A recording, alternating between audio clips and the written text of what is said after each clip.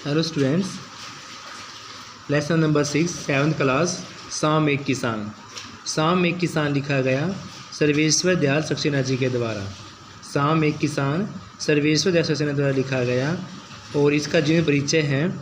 सर्वेश्वर दयाल सक्सेना नई कविता का प्रसिद्ध कवि है। सर्वेश्वर दयाल सक्सेना जी नई कविता के प्रसिद्ध कवि हैं। इनका जन्म 15 सितंबर 1927 को 15 सितंबर 1927 को उत्तर प्रदेश के बस्ती नामक ज़िले में हुआ। वहीं से प्रारंभिक शिक्षा प्राप्त करने के पश्चात इलाहाबाद से एमए की परीक्षा पास की। वहीं से प्रारंभिक शिक्षा प्राप्त करने के पश्चात इलाहाबाद से एमए की परीक्षा पास की। कुछ समय तक स्कूल के अध्यापन और क्लर्कों का जीवन बिताने के बाद आप आकाशवाणी में नियुक्त हो गए। दिनमान के उप संपादक और प्राग के संपादक पद पर भी इन्होंने कार्य किया। दिनमान के उप संपादक और प्राग के संपादक पद पर भी इन्होंने काम किया। इन्होंने कला, साहित्य, संस्कृति और राजनीतिक गतिविधियों में सक्रिय सहयोग दिया।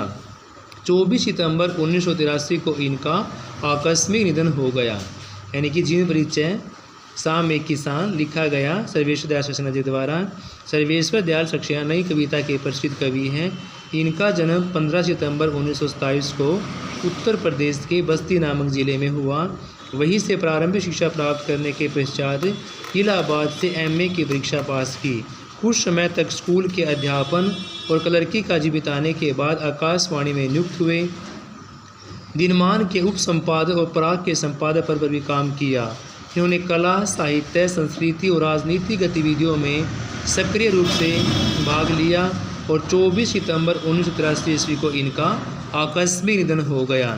इनके द्वारा रचित जो प्रसिद्ध पुस्तकें हैं वो है काठ की घंटियाँ, बांस का पुल, एक सोनी नाव, गरम हवाएं, कुआनो नदी, कविताएं। इनके द्वारा लिखी कविताओं में कविताएं, जंगल का दर्द, खूटियों पर टंगे लोग। इनका रचित कुछ और उल्लेखित साहित्य हैं। उल्लेखित साहित्यों में उड़े हुए रंग उपन्यास के नाम से, सोया हुआ जल, पागल कुत्तों का मसीहा। पागल कुत्तों का मसीहा इनका एक लघु उपन्यास है। अंधेरे पर अंधेरा कहानी है। बकरी नाटक है। बो खो खो, लाख की नाक, बतूता का जूता और महंगू की टाई।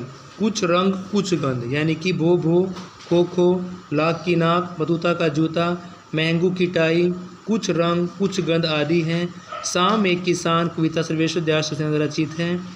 इस कविता में कवि ने किसान के रूप में जाड़े की शाम के प्राकृतिक दृश्य का सुंदर वर्णन किया है। यानी इस कविता में कवि ने किसान के रूप में जाड़े की शाम के प्राकृतिक दृश्य का सुंदर वर्णन किया है। शाम के समय पहाड़ पर एक किसान की तरह बैठा हुआ दिखाई देता है। आकाश उसके सिर पर बंधे हुए साफे के समान है। आकाश सिर पर बंधे हुए साफे के समान है और सूर्य चिलम की तरह पी रहा है। उसके घुटनों पर नदी चादर के समान बह रही है। उसके पास खड़ा पलास का जंगल लाल फूल खिलने से अंगीठी की तरह दहक रहा था। पूर्व दिशा में घना अंधकार समूहों में बैठी भेड़ों की तरह दुबका बैठा है। चारों ओर वातावरण में सूनापन है। अचानक मोर के बोलने की आवाज़ सुनाई पड़ती है। ऐसा लगता है कि जैसे किसी ने आवाज़ लगाई है, सुनते हो। किसान चिलम उल्ट देता है और किसान के चिलम उठने से आग बुझ जाती है।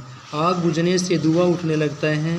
यानी सूर्य पश्चिम दिशा में जाकर डूब जाता है और सूर्य के डूबने से शाम हो जाती है। शाम होने से सारी रात का अंधेरा सारे वातावरण में छा जाता है स्टूडेंट्स। यानी शाम एक किसान कविता लिखी गई है सर्वेश्वर दयाल सक्सेना जी के द्वारा। इस कविता में कवि ने किसान के रूप में जो जाड़े की शाम है उसका प्राकृतिक दृश्य का सुंदर चित्रण किया गया है। शाम के समय पहाड़ एक किसान की तरह बैठा दिखाई देता है। आकाश उसके सिर पर बंधे साफे के समान है। सूर्य को चिलम की तरह पी रहा है। उसके घुटनों पर चादर के समान बह रही है। उसके पास खड़ा पलास का जंगल लाल फूल खिलने से अंगीठी की तरह दहक रहा था। पूर्ण दिशा में घना अंधकार में बैठे भेड़ों की तरह दुबका बैठा है। चारों ओर वातावरण में सूनापन है। अचानक मोर के बोलने की आवाज़ सुनाई पड़ती है। ऐसा लगता है कि जैसे किसी ने आवाज़ लगाई हो, सुनते हो। किसान चिलम को उल्ट देता किसान और चिलम कुटने से आग बुझ जाती है, आग बुझने से धुआं उठने लगता है, जिससे ऐसा लगता है कि सूर्य पश्चिम दिशा में जाकर डूब गया है और सूर्य के डूबने से शाम ढल जाती है, रात का अंधेरा सारे वातावरण में छा जाता है। स्टूडेंट्स, शाम एक किसान कविता किसकी रचना है? शाम एक किसान कविता सर्वेश्वर दयाल सक्सेना की है। पहाड़ ने किसका साफा बांधा हुआ है? तो पहाड़ ने आकाश का साफा बांधा हुआ है। पहाड़ किसकी चिलम खींच रहा है? तो पहाड़ सूरज की चिलम खींच रहा है। चादर किसकी है? चादर नदी की है। किसकी अंगीठी दहक रही है? अंगीठी पलाश की दहक रही है। भेड़ों के गले सा कौन सिमटा बैठा हुआ है? अंधकार भेड़ों के गले सा सिमटा बैठा हुआ है। अचानक कौन बोला? अचानक मोर बोला। सूर्य किस दिशा में डूब गया है? सूर्य पश्चिम दिशा में डूब गया है। पलाश के जंगल में किस रंग के फूल खिले हैं? तो पलाश के जंगल में लाल रंग के फूल खिले हैं। काठ की घंटियाँ किसकी रचना है? काठ की घंटियाँ सर्वेश्वर दयाल सक्सेना की हैं।